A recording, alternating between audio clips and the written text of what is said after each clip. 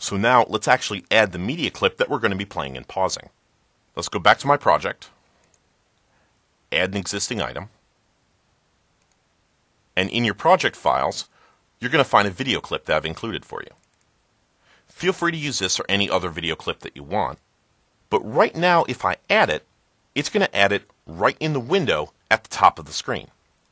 Actually, let me correct that. Since my top buttons element is the activated element, it'll actually throw it into that piece of the tree, and that's not where I want it. So let me hit Control D to select nothing, double-click the zoom tool, and double-click the pan tool to move my artboard back to the center, and I need to make my view box the activated element once again. Now, I need to put my video clip inside the view box. Why is that?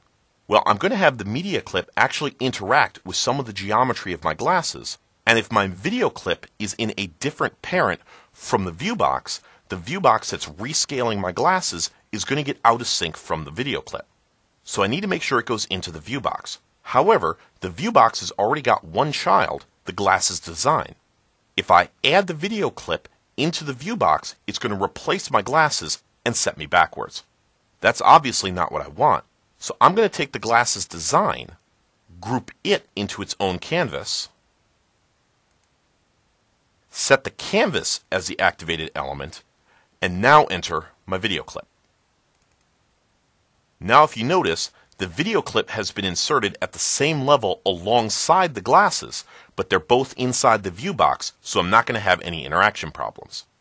Now I'm going to come out of my media timeline because I need to get my video clip in the right spot. Now let me select it. So I want to move the canvas over the lens that's closest to us. So let me go ahead and move it around. I'm changing each one of the parameters individually so I can get the size just where I want it.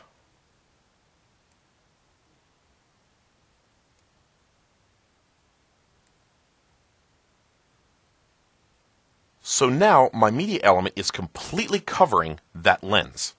Let's first hook up the buttons so that we can see that we're correctly starting and stopping the media element. I'm going to select my play button by setting the current selection to the play button. And in my event trigger, I've already got an event trigger for window loaded.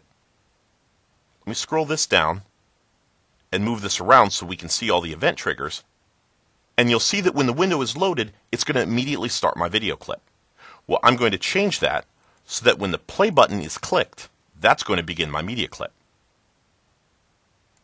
Now let me add one more event trigger. Right-click the stop button, set the current selection, make sure the stop button is selected, add a new event trigger, and this one is going to be when the stop button is clicked. I want to stop my media timeline. So let me press F5. Now my application comes up. I don't see the video clip yet, but now when I click the play button, my video clip starts. Now let's take that one more step. Right now I've got this big blocky rectangle that doesn't look like it's at all related to the actual glasses. Let's go ahead and fix that. What I'm going to do is I'm going to apply a clipping mask to my video clip. Let me show you what I mean. I'm going to scroll down to the bottom of my object tree and hide my infomercial for a moment. Now I'm going to select the lens, and while it's selected, scroll back down to the bottom, hold down the Control key, and select my infomercial. Now it's hidden at the moment, but I can click the Hide Show to show it up again. Now I've got both the lens selected and the infomercial. Watch when I go up to my object, and under Path, create a clipping path. Now the edges of my media element are trimmed to the size of my lens. So now watch when I press F5. In a very short period of time, I've taken a design from the Expression Design application, and I've created an interactive application that plays video in a shaped field working directly into my design. I can stop it, and I can even close my application without having to create any new controls. I can just take pieces of that design and convert them over.